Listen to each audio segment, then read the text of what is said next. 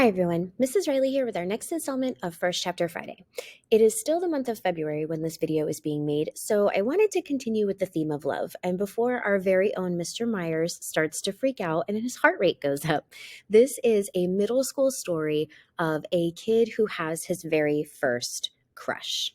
So, Crush by Gary Paulsen is about middle school student Kevin Spencer who has his first crush and he's not quite sure what to do about it. So I'm going to share with you the foreword of the book Crush by Gary Paulsen. I'm the most romantic guy you'll ever meet. Potentially, that is.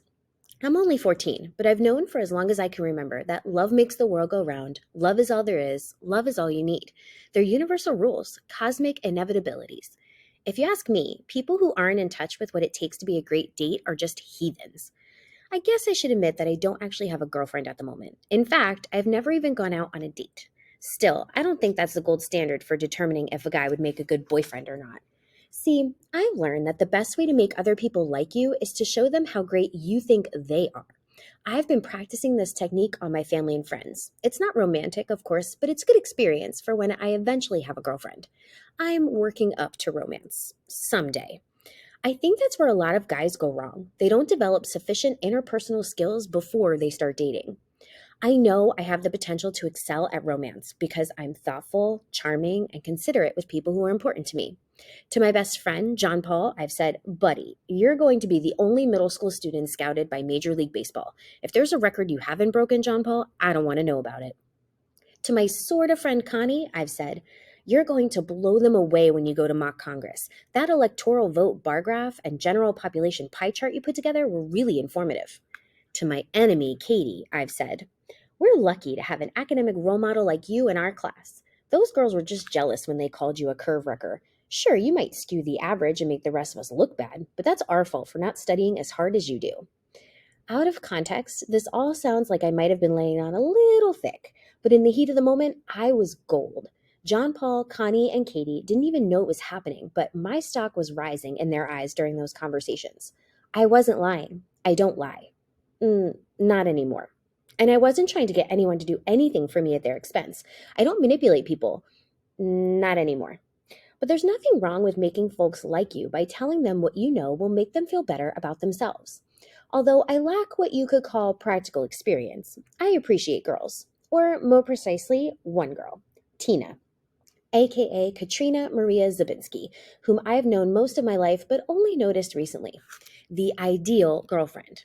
Tina's the most beautiful girl I've ever seen. Everything about her, hair, face, clothes, looks like an entire glam squad just got done working on her.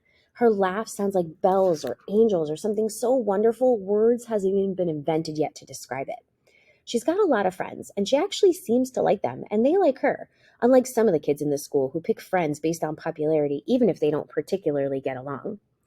I'm also the perfect potential boyfriend, a combination of all that I believe girls look for in future dates. I'm understanding and sensitive, but not to the point of looking like I'm close to writing poetry or talking about my feelings. While I'm not a prize athlete like my best buddy John Paul, I don't let my team down on the field or the court.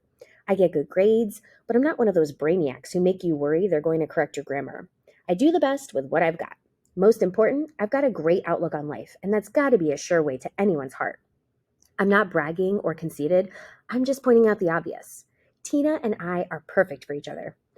Of course, it's all in theory right now. I haven't had a chance to break out my inner chivalry yet, because the one thing I lack is the experience to know how to let Tina know that I think about her all the time, and I'd like to stand close enough to her to smell her hair, and I'd like to open doors for her and stand between her and traffic on sidewalks and share private jokes that only she and I get. How to let her know all that without freaking her out that I'm an obsessive, creepy stalker. I'm the kind of guy who'd know exactly the right things to say about her to make her feel so good about herself that she'd start to feel good about me. I have a knack for reading people and being aware of their feelings, so I'm pretty sure all I need to do is put my mind to it, and before I know it, I'll have this romance thing down. I used to think like that, before my life went all kittywampus on me. That's the beginning of Crush by Gary Paulsen. If you'd like to check out this book, make sure you fill out the First Chapter Friday Google form on the library Google Classroom.